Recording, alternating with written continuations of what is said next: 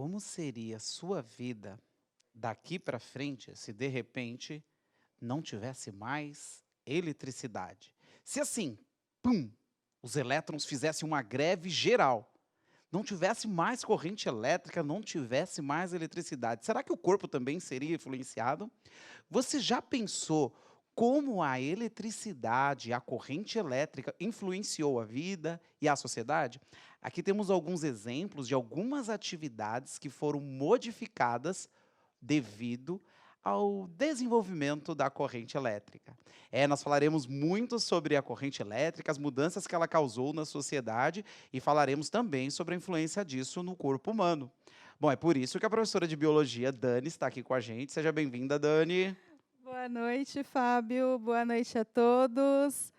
Muito bem-vindos nessa nossa aula sobre eletricidade. E vamos querer saber como é que o corpo humano tem influência aí sobre a eletricidade, né?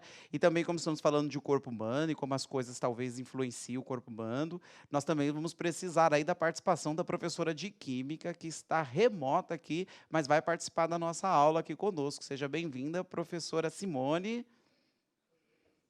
Boa noite, pessoal. Tudo bem com vocês? Sejam todos bem-vindos. Vamos mais uma aula de ciência da natureza, de química, física e biologia. Vamos lá, professor Fábio? Vamos Tia sim, Dani? professora. Nós te ouvimos, mas não te vimos, viu? Tá faltando luz aí na sua casa, porque sua câmera está desativada. Vai ter que ativar a sua câmera aí, hein? Enquanto você ativa, vamos ver as habilidades que nós vamos trabalhar hoje. Vou pedir para colocar aí a imagem, o PPT com as habilidades que vamos trabalhar hoje. Olha aí, em física, nós vamos trabalhar essas habilidades aí. Nós vamos caracterizar os aparelhos elétricos a partir das especificações dos fabricantes sobre suas características, como voltagem, potência, frequência e outras, reconhecendo símbolos relacionados a cada grandeza. Em biologia, olha o que a gente vai tratar aí, né? Nós vamos falar sobre identificar as principais características da circulação humana. E química, utilizar valores da escala de pH para classificar soluções aquosas como ácidas, básicas e neutras a 25 Celsius. Bastante coisa, né, Dani? Bastante coisa hoje. Acho que a gente dá conta, né? Acho que sim. Ô, Dani, tem alguma dessas coisas aqui que você já manipulou ao longo da sua vida? Olha, Fábio, eu vou te contar uma coisa que eu já fiz um curso de datilografia, então eu já usei essa máquina de escrever. Ela não vai entregar a idade, né? Mas olha, a máquina de escrever está representando aqui muito bem uma das mudanças que a eletricidade trouxe, né? Olha, onde conecta o Bluetooth, não tem Bluetooth não, né? E para apagar isso daqui, lembra, é muito Um difícil, né? corretivo. Só com E, corre... e depois para acertar a linha que você estava? tem todas as dificuldades disso daqui, né? Mas olha, isso já foi uma profissão assim muito almejada por muitos, né? Saber datilografar, né? Bom, quando eu era criança era uma disputa para ver quem podia ir para a escola de datilografia, né? Mas eu tenho uma outra coisa aqui para mostrar também. Olha como a mudança que a eletricidade trouxe. Olha esse ferro de passar. A forma de obtenção de energia dele é através de carvão, né? Você coloca carvão aqui, ó, e aí pode passar. Simone, você já trabalhou com um ferro desse? Ela está lá de casa só dando risada para nós aqui, ó. Olha esse ferro de passar. 3 meses passando roupa com esse ferro aqui, fica bem fortinho, né? Olha, eu vou te dizer que mesmo com ferro elétrico eu não passo roupa. Eu sou do movimento vamos deixar o sol fazer o seu papel. Ô, louco. Então, bom, esse ferro de passar, então, não ia fazer muita diferença para Não. você. Agora, eu trouxe mais uma outra coisa aqui que a eletricidade também modificou. Olha outra coisa que a eletricidade modificou. Olha essa máquina. Pensa numa máquina que é assim super sofisticada, viu? A pessoa precisa aqui manipular com uma mão e olha aí, usar a outra mão aqui para fazer a costura, hein? Já imaginou? A energia aqui, a energia mecânica é obtida aqui, ó, através da manipulação. Então precisava de uma coordenação aqui, hein? Você acha que você conseguiria, Dani, costurar com uma máquina dessa daqui? Olha, eu não consigo nem com a atual, mas eu acho que eu ia precisar de um assistente. Aí você ficava girando aí, Uma eu pessoa tentando. girando, a outra ali, né? É. Depois veio aquelas que o pessoal usa o pezinho, assim, né, para poder. E já costurou, Simone? Pelo menos com uma dessas a pé? O meu não foi com a manivela, e sim com o pé, aquela que tinha o pedal, né? Legal. Então são mudanças que a eletricidade trouxe, né, porque facilitou muitos trabalhos, né. Aquela máquina ali, ela não envia Bluetooth, não envia nada disso, né, mas são coisas que a eletricidade hoje permitiu, né. Você tem um tablet, por exemplo, na mão aqui da Daniela, exemplificando aí um tipo de coisa que a eletricidade hoje pode proporcionar, né, melhorou muito a comunicação. Bom, então esse é um dos assuntos que nós vamos tratar aqui na aula. Eu gostaria de começar com uma atividade, né. Deixa me ver aí a próxima imagem do nosso PPT, que ela traz alguns exemplos de algumas coisas que a gente vai tratar, ó. A gente vai falar sobre essas unidades aí, ó. Nós vamos falar um pouco sobre a voltagem, que é uma medida de tensão elétrica, e nós vamos falar sobre a potência e a corrente elétrica. Note essas letrinhas aí, ó, V de volts, W de watts e A de ampere. Essas são as unidades são unidades que expressam essas grandezas físicas aí. Você já viu lá a tomada da sua casa, tem tensão de 110, tensão de 220. Você já deve ter olhado que alguns aparelhos elétricos, na etiqueta deles, te informam também qual é a corrente elétrica que eles devem ser ligados. Já observou isso? Bom, e também eles oferecem uma potência elétrica. Essa potência elétrica está expressa pela letra W, de watts. Então, são três grandezas físicas que nós podemos expressar aí com essas letras para essas unidades aí, ampere, volts e watts. Bom, e a gente precisa seguir, será a recomendação dos fabricantes quando eles pensam em essas grandezas físicas, quando eles elaboram ou desenvolvem um aparelho? A próxima atividade vai poder mencionar isso daí. Eu trouxe uma atividade para a gente avaliar isso daí.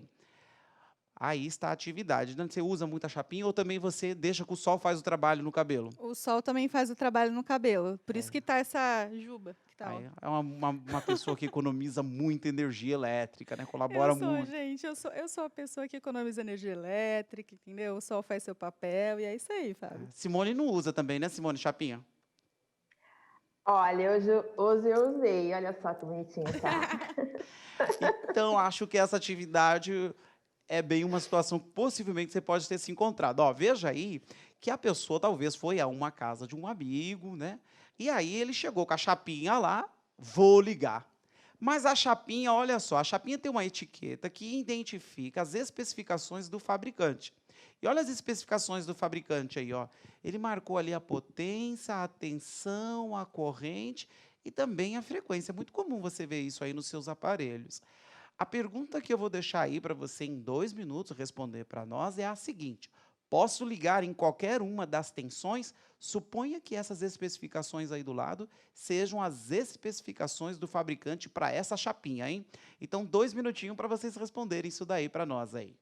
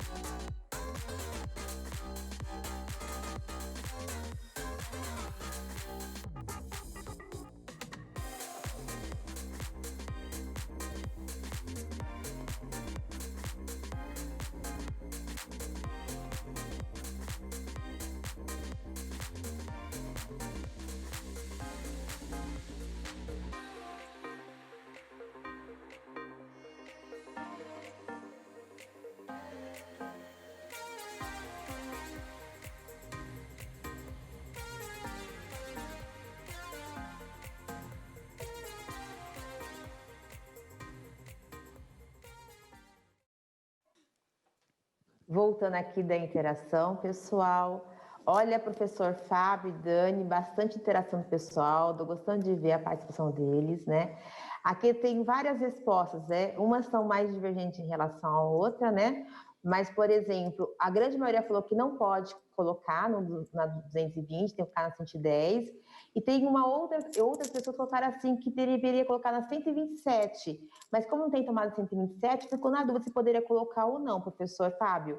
Dá para esclarecer a dúvida dessa pessoa, por favor?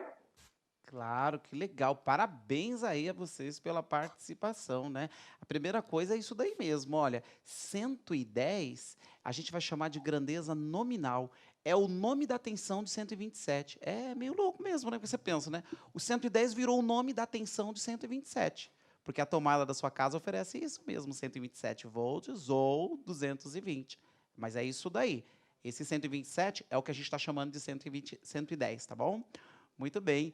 E parabéns aí, eles foram muito bem, então, né? Tem que ligar no 110, que é o 127, né? Mas olha, se você ligar uma coisa que foi fabricada para funcionar em 220 no 110, ela não vai queimar, como você talvez aí sabe que vai acontecer com o aparelho que foi feito para fabricar no 110, né? Mas ela vai funcionar inadequadamente. Então, a ideia é seguir as especificações do fabricante, faz com que o aparelho funcione corretamente. Eu queria comentar mais uma grandeza física que está aí na próxima imagem. Olha, veja aí a próxima imagem, que ela está falando sobre a potência, né? Porque alguns aparelhos elétricos são mais potentes que outros, né? Então, se você comparar, por exemplo, o chuveiro, ele tem 4.400 watts. Um monitor aí, desses de computador, 60 watts. E uma luminária dessas as LED, 4 watts. Então, o cara mais potente é o cara que mais consome. Mas, às vezes, quando você vai comprar alguma coisa, você fica preso ao consumo, né? Veja a próxima imagem, uma coisa que é muito importante nós estarmos atentos. Olha, porque vamos supor que você vai comprar aparelhos lá e os aparelhos, todos eles têm 4.000 watts. Não tem jeito, né? Chuveiro tem essas potências mesmo. A gente tem que ficar esperto com essa eficiência energética. Esse selo de eficiência energética mostra que esse aparelho, embora potente, ele faz exatamente o que ele foi fabricado. 95% da energia elétrica que ele recebe, ele transforma na modalidade de energia, que se for elétrica, por exemplo, no caso do chuveiro, né? Ele transforma na modalidade térmica. Bom, sobre eletricidade nós vimos bastante coisa, né? Mas e se os elétrons fizerem aquela greve que a gente comentou lá no começo, né? Será que o corpo humano vai pender alguma coisa, Dani? O corpo humano tem a ver com eletricidade, Dani? Olha, Fábio, eu acho que vai dar uma pane no sistema geral, Eita. assim, se os elétrons fizerem greve. É, então o Vai corpo ser humano tem a ver. complicado. Tem, o corpo humano tem um pouquinho a ver. Vamos pensar um pouquinho aí, a gente colocar uma perguntinha para vocês. Vamos lá. Você consegue perceber alguma relação entre corrente elétrica e o corpo humano? Então, antes da gente entrar nesse assunto aí, né, Fábio, vamos ver o que o pessoal está achando aí em casa. Então, eu quero vocês comentando no chat aí, 2 minutinhos, né, Fábio? Tá ótimo.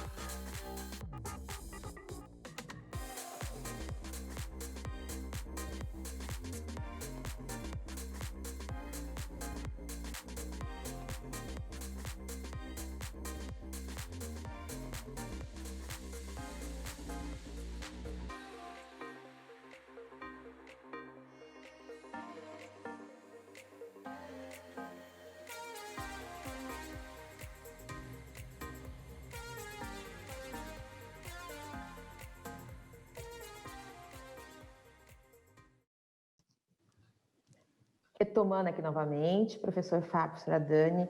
Olha, a grande maioria falaram que sim, que tem correspondência, né? Por exemplo, a Vânia diz que as artérias mandam sangue para o coração e o mesmo bombando para o corpo todo. A Leandra diz que o corpo humano tem carga elétrica e sais, né? A Evelyn diz que nas correntes sanguíneas através do cérebro também tem corrente, vamos falar que é corrente elétrica, né? E o professor Gilberto diz que o batimento cardíaco tem relação com a corrente elétrica. E aí, Dani, o que você me diz? Olha, Simone, a galera comentou aí, tudo que eles comentaram realmente faz sentido. E o professor acertou na mosca aí sobre o que a gente vai falar agora, justamente sobre a eletricidade do coração, né? Então, o nosso coração ele precisa de duas coisas para funcionar. Ele precisa de energia química, né? Então, ele precisa de nutrição. E ali vai ser fornecido, né, pela energia ali da glicose, da alimentação, de todos os processos metabólicos envolvidos com a transformação ali de energia, né? Então, a gente tem essa energia química, mas também a gente depende da energia elétrica, então da eletricidade para o funcionamento do nosso coração. E ele está realmente ligado aí a essa questão do batimento cardíaco, tá? Então, a gente vai ver como isso daí funciona. Coloca a próxima imagem, por favor. Então, aqui ó, a gente tem um coração. O coração ele é formado por 4 câmaras, tá? Então, a gente precisa da irrigação sanguínea, que só é possível por causa dos nutrientes, né, que são fornecidos ali para a musculatura, tá? Então, a glicose e o oxigênio. E a eletricidade. Então, a contração das fibras musculares, né, do músculo cardíaco, aí, o miocárdio, ela é controlada por uma descarga elétrica, tá? E aí ela segue um fluxo, um único sentido, que a gente vai ver isso aí no próximo slide. Tá? Então, quando a gente tem... Você já ouviu falar em marca-passo, Fábio? Eu fico pensando, ele marca o quanto você está andando? Marca quando você está andando. Marca o passo, né? Marca o passo. O passo da batida do coração. Ah, bom, é por isso o nome, né? Então, quando a gente fala em marca-passo, né, muita gente, quando tem algum problema cardíaco relacionado à arritmia, utiliza, né, o marca-passo. E a gente tem um marca-passo natural. E aí a gente vai ver como esse marca-passo funciona. Tá? Então, nessa imagem aqui do coração, ele está com um corte. Tá? Então, a gente consegue olhar essas câmaras dentro dele aí. E a gente tem, então, esse marca-passo que eu comentei com vocês, representado pelo número 1. Tá?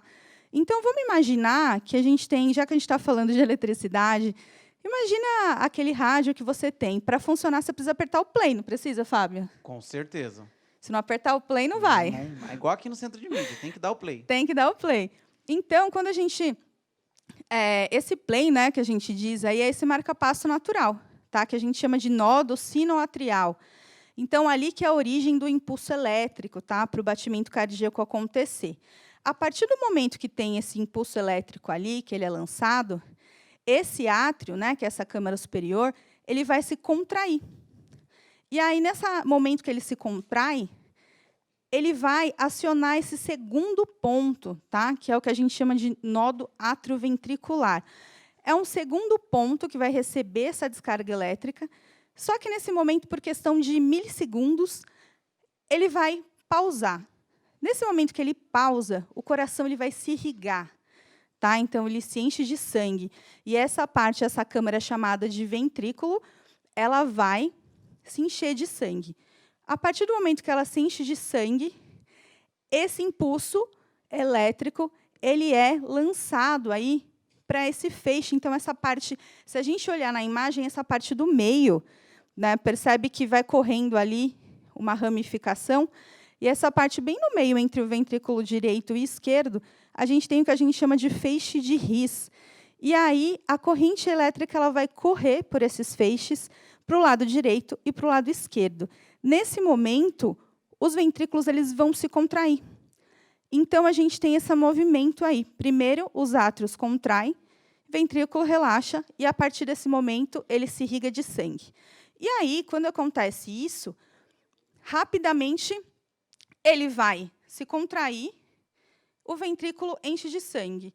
E aí, relaxa o átrio, e aí o ventrículo vai se contrair, e, a partir daí, desse impulso nervoso, né, dessa corrente elétrica aí que vai passando. Então, a gente tem 3 pontos principais aí, né? Então, onde você dá o play, que ali a gente tem o nosso marca-passo natural, isso daí vai sinalizar, e aí você tem a contração do átrio.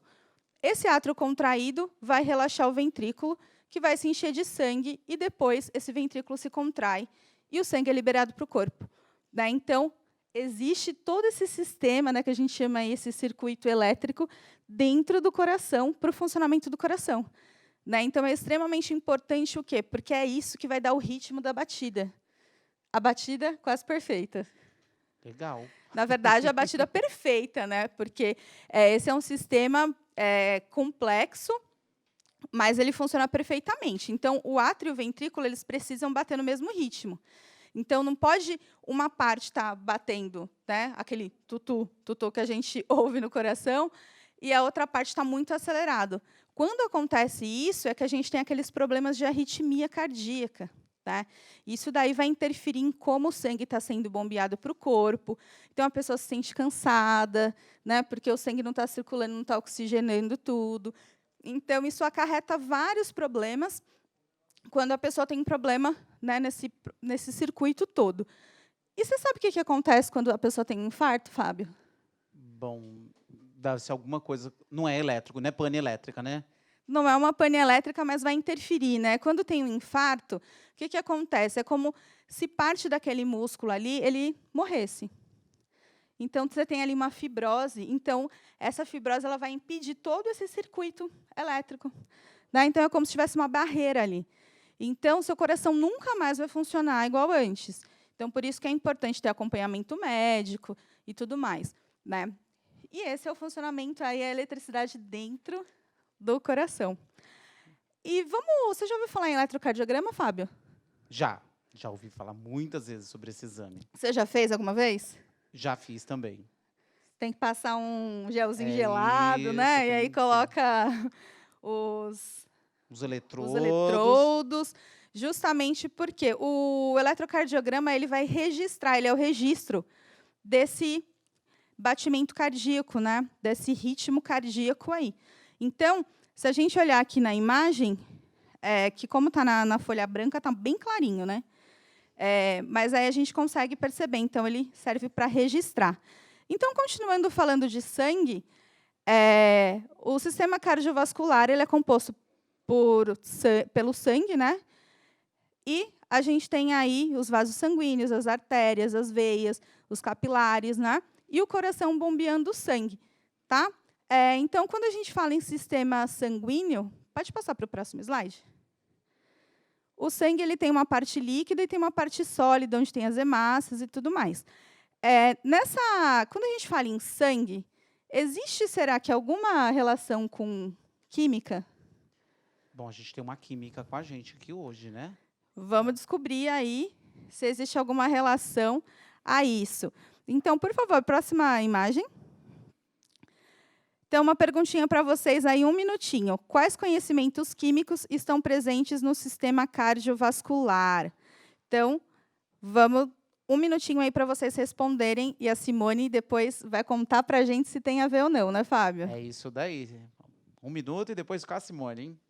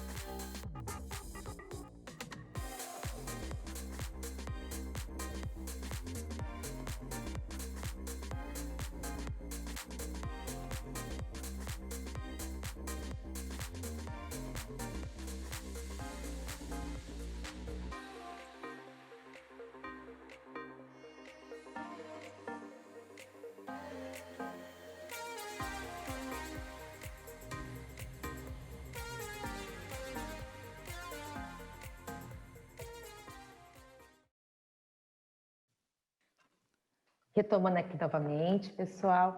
Então, a interação aqui foi muito interessante, a grande maioria falou que sim, teve o professor falou que era o pH do sangue, e realmente, né, nós vamos falar um pouquinho sobre o pH do sangue. Poderia colocar na próxima slide, por gentileza? Então, o pH do sangue, ele tem uma faixa que é entre 7,35 a 7,45, é a faixa ideal do pH do sangue. Se eu tiver um valor menor que 7,35, eu vou ter uma situação de acidose.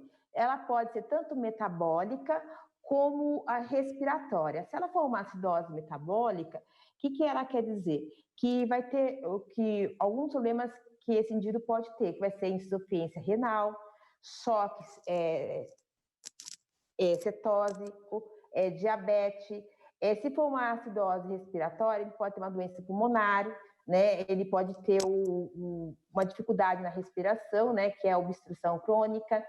E se o pH for superior a 7,45, vai acontecer uma alcalose respiratória, que pode ser tanto uma dor intensiva que ele tem, uma ansiedade, ou uma alcalose metabólica que ele pode ocasionar vômito, ou também ele pode ter uma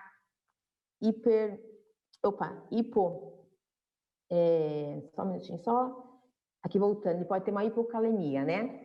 E o que acontece? Qual o exame que ele vai realizar para poder descobrir esse tipo de variação no pH do sangue dele, né? Ele pode utilizar aí um exame que vai detectar essa variação do pH no sangue dele, né? E se ele não for muito brusco, isso acontece mais quando ele está dentro do ambiente, no caso, numa UTI, né? Então, vários alimentos podem ocasionar esse tipo de variações, né? Então, por isso que se procura utilizar uma dieta mais, vamos dizer assim, adequada para aquele paciente. Se for um paciente que tem, por exemplo, uma diabetes, ele pode ter um pH levemente aumentado, né? Então, ele tem que ter uma dieta mais adequada. Então, vamos falar um pouquinho sobre o nosso pH na química, né? Como que eu posso calcular esse pH? Ou melhor, o que vem a ser esse pH? O pH é um potencial hidrogeniônico dentro de uma solução. O que vem a ser esse potencial hidrogeniônico? É a quantidade de hidrogênio que ioniza dentro dessa solução. Ela pode ser ácida ou básica. Então, tem uma escala de pH, que é de 0 a 14, né? Se for abaixo de 7, eu tenho uma solução ácida. Se for acima de 7, uma solução básica. E no caso, o pH do sangue humano está ali próximo de 7, que é um pH neutro, né? Tanto que o pH no nosso sistema gástrico é um pH ácido, que gira em torno de 2, 3, né? Enquanto o pH, no caso do intestino, onde a absorção dos alimentos é em torno de 7,5 a 8, né? Então, qual a importância da corrente elétrica, que nem o professor Fábio falou, né? Se a corrente elétrica, no caso, está falando em relação aos elétrons. Se eu não tenho os elétrons andando aí, né, circulando, não tem essa variação, vai influenciar também no pH, no caso do sangue. E se o pH do corpo humano, no caso, no geral, também, né? Se não tem essa variação do pH, o que acontece? Tudo que eu vou ingerir, ele vai sair. Eu não vou ter todas as reações dentro de cada momento, porque cada parte do organismo tem um pH próprio, né? Para poder absorver tal nutriente, no estômago para poder digerir a alimentação, no intestino para a absorção dessa alimentação. Então, se não tem essa variação do pH, se caso os elétrons entrassem em greve, como o professor Fábio falou, eu não vou ter a variação do pH, porque eu não vou ter a dissociação desses íons, né? Logo, tudo que eu vou consumir, ele vai sair, então não vai ter nenhuma absorção no meio do caminho aí. Então, é muito importante, no caso, essa variação, né, professor Fábio? Para poder ter todo o mecanismo, que no caso a máquina humana, poder trabalhar, poder funcionar. Não só a máquina de escrever, como a máquina de costura, como a máquina do corpo humano, né, professor Fábio? É isso. Muito obrigada aí, Simone. Nós vamos nos despedindo aí de você. Obrigado pelas dicas, foi Tchau, muito bom. Simone. Obrigado também, Dani, pela presença. tchau, Foi muito bom obrigada. estar aqui na gente na aula e com todo esse Foi muito equipamento bom, aqui, sim. né?